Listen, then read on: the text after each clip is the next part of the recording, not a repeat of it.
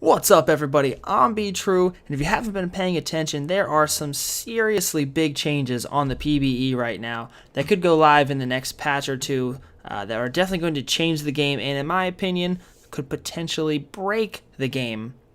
But let's take a look at what some of these changes are for those of you who don't know. So, the dragon has been replaced with these 4 elemental dragons and the elder dragon, who only spawns after 35 minutes.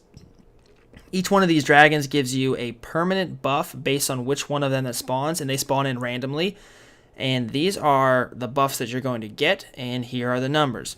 Now, my thoughts on this. This is designed to help with kind of change the meta up a little bit. So right now, the meta is very snowbally. Once a snowball gets rolling, if you're up against a good team, there's very little that you can do other than wait it out until late game when you are able to catch up in items, and kind of whoever plays the best at that point is going to win.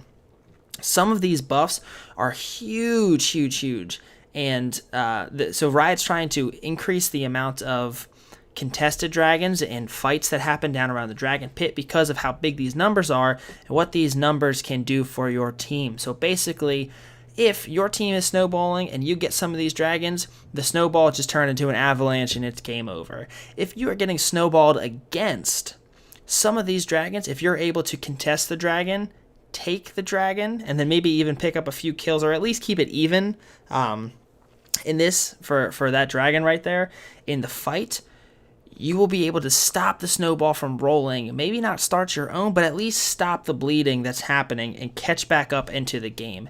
And I think this is really important and a good change that not a lot of people, from what I'm reading, are liking, but I personally love this change because it encourages your team, if you're losing, to kind of branch out, to take some chances, to try and grab the game and bring it back to yourself. Now, rather than once you're getting snowballed on, instead of just sitting back and waiting and trying to wait it out till you get to the point where you're able to catch back up to them, now you have the option of having a conscious decision, right? Is it worth it to go and try and take this dragon? If that's so, yes. Okay, can we take this dragon without losing too much in the process? Yes? Okay, we're going to do it. We're going to get back in the game right now. We're going to take this dragon. We're going to get a few kills. We're going to reverse the snowball happening on us. And I think this is awesome. If you're able to communicate with your team, which I know is very hard in solo queue, but if you're able to communicate with your team, take the dragons at the right time, contest the right dragons at the right time, this can absolutely turn the tides of the battle, swing things back in your favor, stop the snowball, and give you a chance to actively participate in bringing the game back to yourself. I think this is going to be huge. I think this is really going to help teams that are struggling early on to get back in it. And I think that some of these dragon changes, especially the Elder Dragon, where it increases the percentage that you get from your elemental dragons in the first place, I think this is going to give you a chance to win through objectives instead of just trying to hold out when you're losing. If you are winning, it's very important to keep the lead going with these dragons, but if you're losing, it's even more important to contest these dragons, to put yourself in harm's way, take a risk in order to try and take the game back and get the victory. Now, the next huge, and this is absolutely even bigger than the dragons change, is the change to the Rift Herald, and what this is going to do to the game in the state that it currently is in my opinion, is very bad, right? So basically what's happening with the Rift Herald is, after 6 minutes he's going to spawn and he will never respawn. You kill him once, he's gone for good.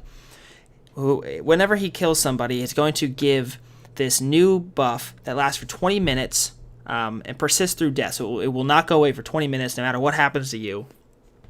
And when you're alone, it basically gives you a crazy amount of stat increase. So this is going to encourage split pushing.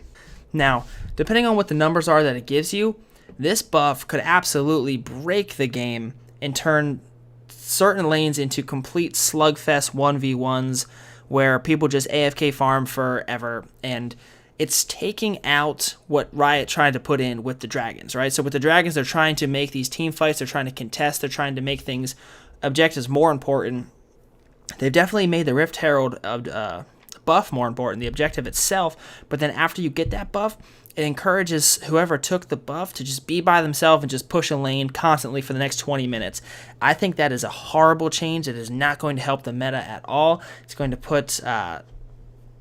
It's just going to take away from the team fighting. It's going to put more into like little skirmishes, and I don't know. I think this is a horrible, horrible change. I don't like what it's doing. The fact that it's encouraging you to be alone. If anything, it should encourage you to group up with your team and push objectives, not go off by yourself. That way, if you have a strong split pusher on your team, they can split push.